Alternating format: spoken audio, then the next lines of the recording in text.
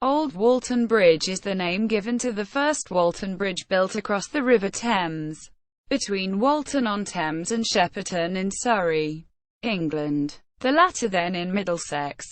The wooden bridge was completed in 1750, was painted by Canaletto and stood until 1783 when, in decay, it was dismantled to make way for a stone-clad brickwork replacement, later painted by Turner. History. Construction of the bridge by a Mr. White of Weybridge was started in 1748 and was completed in 1750. The construction was paid for by Samuel Decay, who was the MP for Plymouth and owned property in Walton-on-Thames. By paying for its construction, Decay also obtained the right to collect tolls from users of the bridge under the statute. Opponents to its construction comprised ferry operators, who foresaw an impact the livelihoods, the bargees who thought it would make the river unnavigable, and a minority of residents of Walton-on-Thames who were worried about an influx of undesirable elements from substantially rural and wayfaring villages of West Middlesex north of the river. Despite the late opposition following his act, Decay pressed on with construction, probably motivated by his own desire for easy access to London. Hampton Court Bridge, allowing the shortcut from the south bank across Hampton Court Park's major meander, was opened at the end of 1753. And for the financial benefits the tolls would bring. The design of the bridge was by William Etheridge, who also designed the smaller but similar mathematical bridge across the River Cam at Queen's College, Cambridge, and had been responsible for the construction of many of the timber centres of the Westminster Bridge while working as James King's foreman. First constructed between 1749 and 1750. This bridge still stands, although it has been rebuilt twice, most recently in 1905.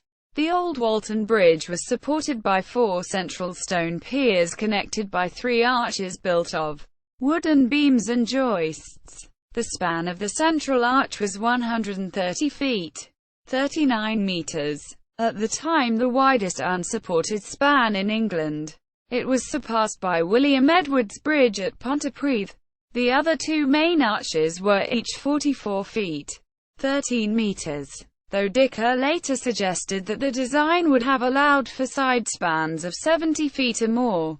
Away from the water were 5 further small brickwork arches on each side of the river. On the strength of their success with Walton Bridge, Etheridge and Decay put forward 2 proposals for a bridge at Blackfriars, one for building in stone and the other in timber. The stone-built proposal was accepted, but several changes to Etheridge's design led to him leaving the project before it was completed. Although considered an impressive feat of engineering at the time of its construction, the bridge stood for only 33 years. Decay died in London in 1760 and his estates in the area were sold. The bridge passed to his nephew, Michael Decay Sanders, but he found it difficult to meet the costs of its upkeep.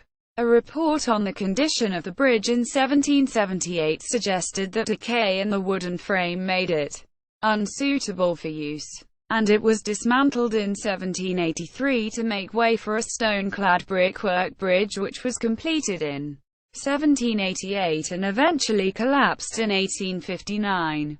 Canaletto's paintings. Canaletto spent time in England between 1746 and 1755, mostly in London, but at some time after 1750 he travelled out to Walton to produce a painting of the bridge. He had previously depicted one of Etheridge's constructions in 1747 as the framing span of the city seen through an arch of Westminster Bridge.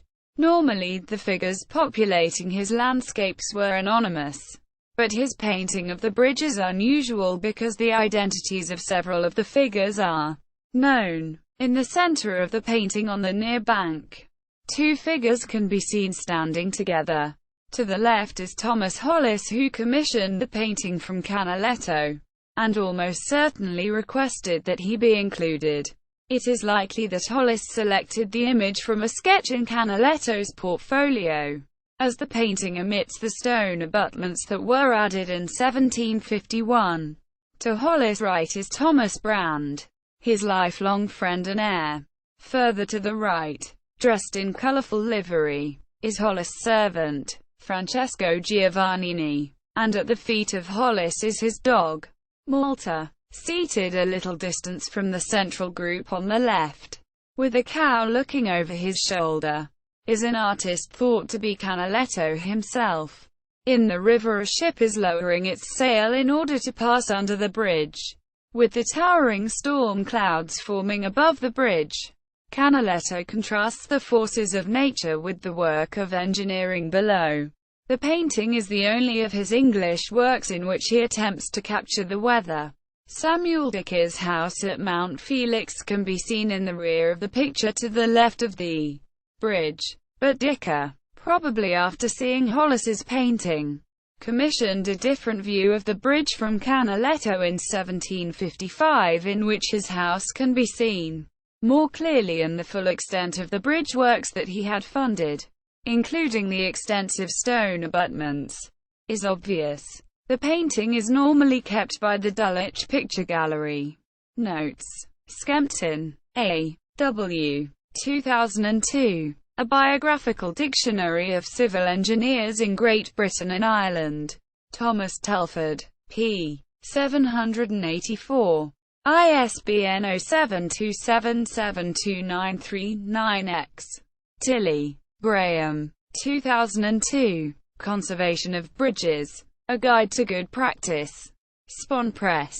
p. 416. ISBN 0419259104.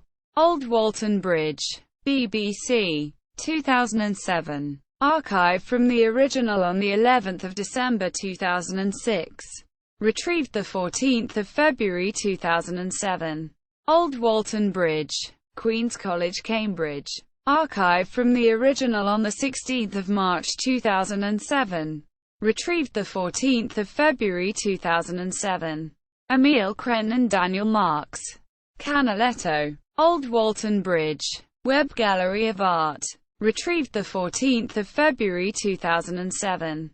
Colin Bentley. 2007. Walton Bridge, the first bridge.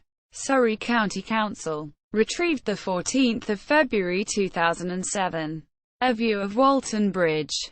Canaletto. 1754. At the Dulwich Picture Gallery. Old Walton Bridge. Canaletto. 1755. At the Yale Centre for British Art. Canaletto. Exhibition catalogue from the Metropolitan Museum of Art, including material on Canaletto's pictures.